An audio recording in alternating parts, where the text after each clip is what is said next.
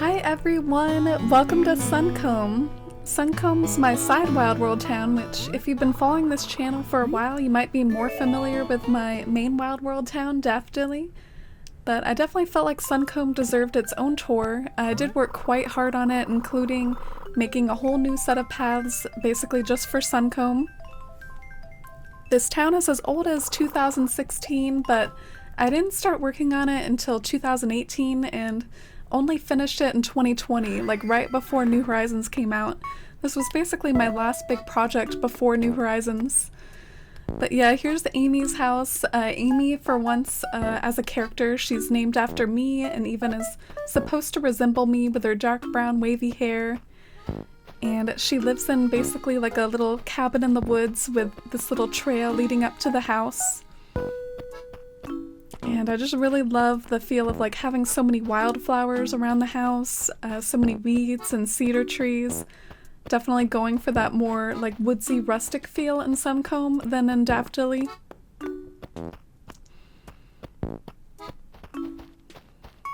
Oh, and there's Alfonso. I am neighbors with Alfonso. This is his house right here. Both Alfonso and also Maple's house down here are kind of the residents of this autumnal inspired area. This area is all about like autumn colors, all the colors that you see like on the trees at this time of year reflected in the roses, and even going for a bit of a harvest feel with that turnip farm by Maple's house. It also features Suncombe's only pond, sadly. I love the ponds, but I did try to make the most use out of the one that I have with putting a little tree stump near it that you can sit by and relax by the pond.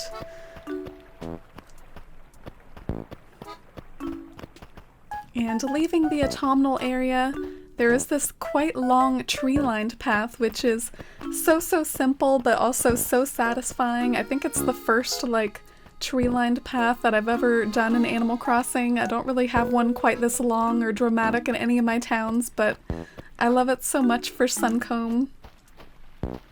Leads down to this bridge, which we won't cross quite yet to the other side of town because I've got to show you the museum as well.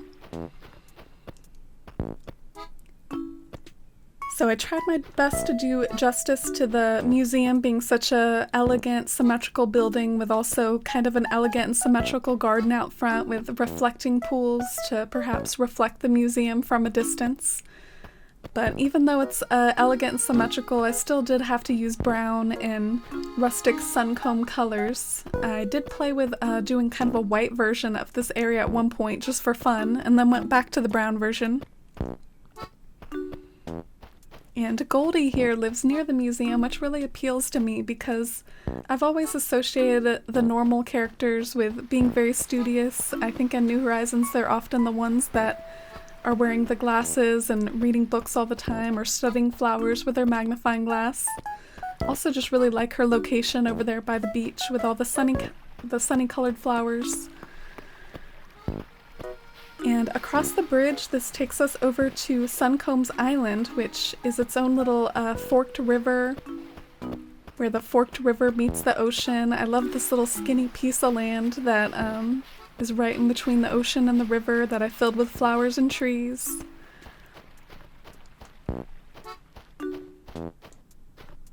And Suncombe's Island is populated by Teddy up here, and also Chief down here. And I just filled Suncombe's Island with tons and tons of like yellow and orange and red flowers, which I think has such a cozy autumnal vibe, but also could possibly work really well in summertime too, just to give off that warm summery feel too.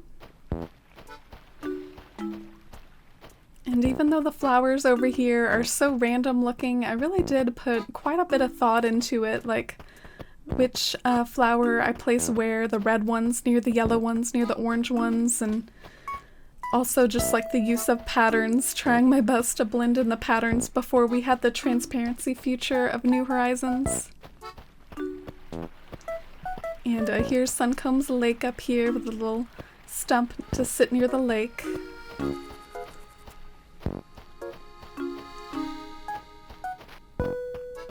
But we'll leave Suncombe's Island for now and head over to the other side. Melba's house is by the bridge, and I actually, funnily enough, have this exact same acre in Daftily, and I chose to do the same thing for each acre. In Daftily, I also have a picnic spot by the river, and I chose to do the same thing in this town, although this town's came out so much more like kind of rustic, cozy, woodsy, very, very red too, to go with Melba's house being red.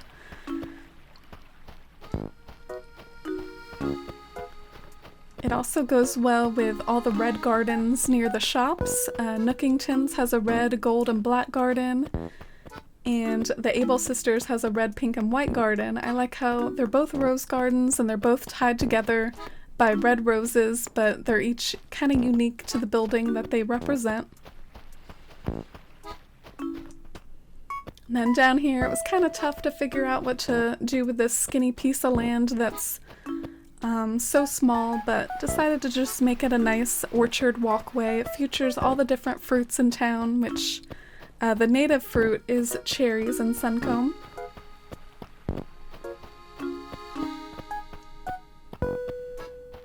But yeah, this over here is the red area. This one that we're entering right now is more of the white area. Would love to see it in winter again sometime.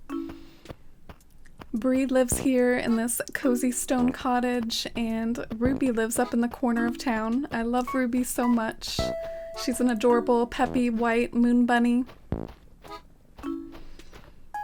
Yeah, just another one of those very random wildflower, weed-filled, cedar-filled areas of Suncombe. That's definitely just kind of the theme and feel that I'm going for, is that in places Suncombe is woodsy and wild and feels like you're in a forest, and then in other areas of Suncombe, which we're about to actually travel into next, it is supposed to be more of like a small town vibe. Because once you cross the river, you are like right back at the town hall, which the town hall has a very central location in Suncombe, and I was trying to figure out how to make use of it with the pathing. And I found that it worked really well to make use of the central location by having a path branch on one side this way, and then another side this way by the bulletin board, and it's all just kind of looped and wrapped around the town hall and filled with all these colorful flowers, which is almost like a tradition for me at this point to put colorful flowers by the town hall, because this is where all the events take place, the Acorn Festival, the New Year's event, the Flower Fest, all that sort of thing. But yeah, the path on one side takes you back to my house, and then it continues to wrap around with still the colorful garden like bordering the roof. And then on this side here, I admit this area was slightly phoned in. This was the last area that I did before New Horizons came out.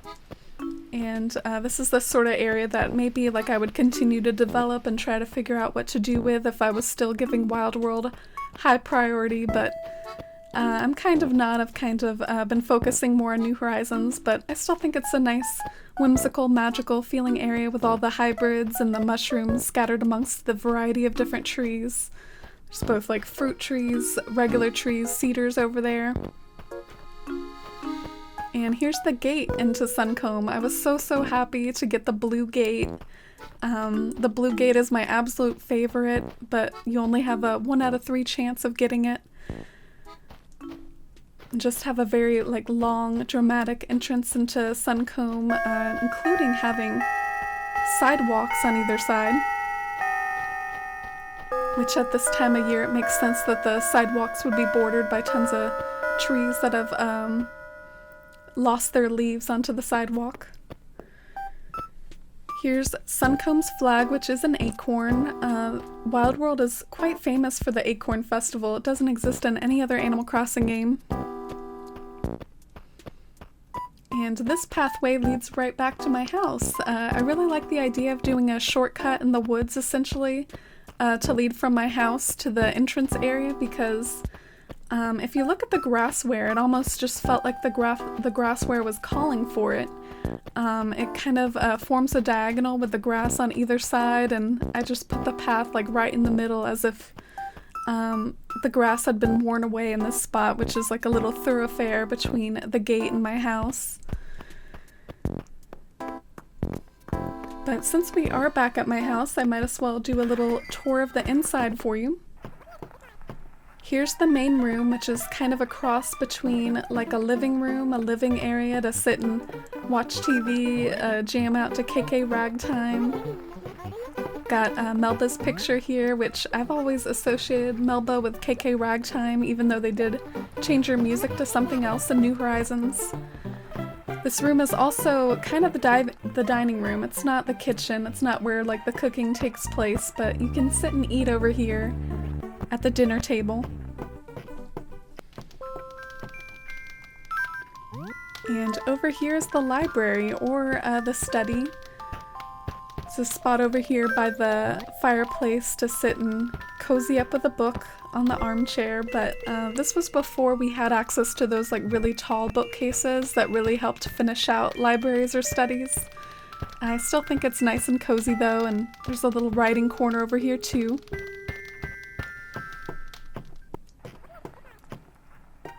And I mentioned that that's the dining area, but not where the cooking takes place.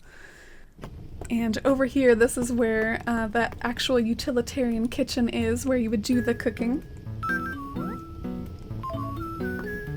It's got a Breeze photo, which has a nice green frame to match all the green furniture.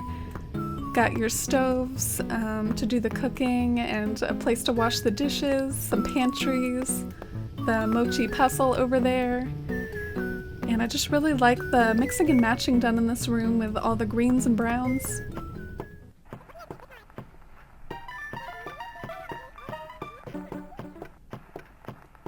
And then upstairs is my bedroom, which is the final room because I didn't fully expand the house and get the back room. My room is definitely just a pleasant mixture of yellow and brown, which I really love. I also just adore this spot to like wake up every morning with your alarm clock and the sun streaming through the windows, waking up next to your plants. And I guess I've got a spot to change clothes over there, although you can't really get to it. Got my pet goldfish, and also made use of like not having my own bathroom, not having my own laundry room dedicated in this house, but incorporated those sorts of themes into the bedroom. I really like the idea of taking a nice candlelit bath here.